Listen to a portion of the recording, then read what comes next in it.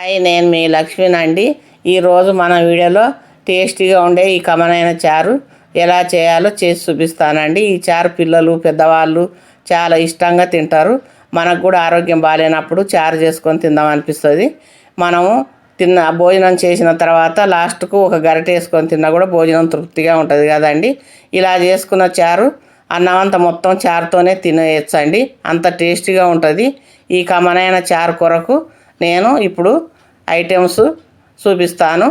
ఈ 5 టమాటాలు తీసుకున్నాను. ఇవి వాటర్లో వేసి కడిగి నీట్గా పెట్టుకున్న టమాటాలు. ఇప్పుడు పొయ్యి మీద ఒక గిన్నె పెట్టి ఆ గిన్నెలో ఈ టమాటాలు వేసుకొని వాటర్ పోసి ఇవి మరగనిచ్చి ఉడకనియాలి. ఇలా ఉడకనియాలి. ఉడికిపోయినాయండి టమాటాలు. ఈ టమాటాలు ఒక ప్లేట్లో తీసుకొని చల్లగా అయిన తర్వాత పైన ఈ పొట్టంతా తీసేయాలి. మనకు ఇది ఉన్నా కూడా చారులా వేస్ట్గానే అనిపిస్తుంది. ఇది ఇలా తీసేసుకొని చేసుకున్న చారు టేస్టీగా ఉంటుంది, చాలా టేస్టీగా ఉంటుంది. ఇలా తీసేసుకోవాలి. ఇవి మిక్సీ జార్లో వేసేసుకొని కొంచెం పులుపు కొరకు చింతపండు వేసుకోవాలండి. చింతపండు వేస్తేనే చారుకు టేస్ట్ వస్తుంది. ఇలాగా దీంట్లో వేసేసుకొని పచ్చిమిర్చి 2 ఇవి టేస్ట్ కొరకు ఇది మెత్తగా మిక్సీ పట్టుకోవాలి. ఇలా పేస్ట్ ఎంత మెత్తగా పట్టుకుంటే అంత బాగుంటుంది. ఇలా పట్టేసుకొని 1 స్పూను జీలకర్ర, 1 స్పూన్ ధనియాలు, 1/2 స్పూన్ మిరియాలు, ఇవి స్పూన్ అయినా వేసుకోవచ్చు అండి. మేము కారం ఎక్కువ తినరు మాకు, అందుకే 1/2 స్పూన్ వేసాను. ఇవి కొంచెం కచ్చపచ్చగా దంచుకోవాలి. ఇలాగా ఇవి మరీ మెత్తగా మెదగనియద్దు.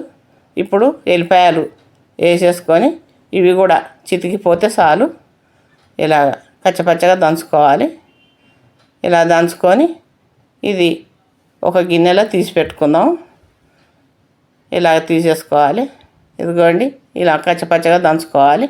ఇది తీసేసి ఇది పక్కన పెట్టేసి మరి అదే గిన్నెలో టమాటాలు ఉడకబెట్టుకునే గిన్నెల్ని 2 స్పూన్ల నూనె వేసేసుకొని 1 స్పూను ఆవాలు, 1/2 స్పూన్ జీలకర్ర, 2 ఎండుమిర్చి, కరివేపాకు వేసుకొని ఇది వేగనిచ్చి ఇది వేగిపోయిందండి. ఇప్పుడు టమాటా పేస్టు దాంట్లో పోసేసుకుందాము. పోసేసుకొని టమాటాలు ఉడకబెట్టిన వాటర్ ఉంటుంది కదండి, అది కూడా పోసేసుకోవాలి. మీకు పులుపు సరిపోను, మీకు ఎంత చిక్కగా కావాలో పలసగా కావాలో వాటర్ పోసేసుకోండి. ఇలాగా పోసేసుకొని 1/2 స్పూన్ పసుపు, 1 స్పూన్ సాల్ట్ సరిపోతే మళ్ళీ వేసుకోండి. 1 స్పూన్ కారం, మనం మిరియాలు పచ్చిమిర్చి వేసాం కదా సరిపోతుందండి. ఇవి మసాలాలు దంచిపెట్టుకున్న మసాలాలు వేసుకోవాలి. ఇలాగంతా వేసేసి ఒక 2 నిమిషాలు ఉడకనిద్దాం. ఇది చాలా టేస్టీగా ఉంటుంది. కొంతమంది పేస్టును రుబ్బిన తర్వాత జల్లిగంటలో వేసి అది రసం అంతా తీసేసుకొని ఆ పేస్ట్ పడేస్తుంటారు పైది. అలా పడేస్తే టమాటా చారు టేస్టీగా ఉండదండి. అది అంతా వేసేసుకొని కావాలంటే మెత్తగా రుబ్బుకోవాలి. ఇప్పుడు కొత్తిమీర వేసేసి ఇలాగా ఈ చారు కొంచెం ఉడకనిద్దామండి. 1 నిమిషం ఉడికిపోయింది చూడండి. ఇది చాలా టేస్టీగా ఉండే చారు, చాలా కమ్మగా ఉంటుంది. ఇలా చేసుకున్న చారు అన్నంలకు ఏమైనా ఫ్రై కూరలు చేసుకున్నప్పుడు మనం కలుపుకొని పక్కన ఫ్రై కూరలు నంచుకుంటే చాలా టేస్టీగా ఉంటుంది. ఈ వీడియో మీకు నచ్చితే సబ్స్క్రైబ్ చేసుకొని లైక్ చేసి షేర్ చేయండి.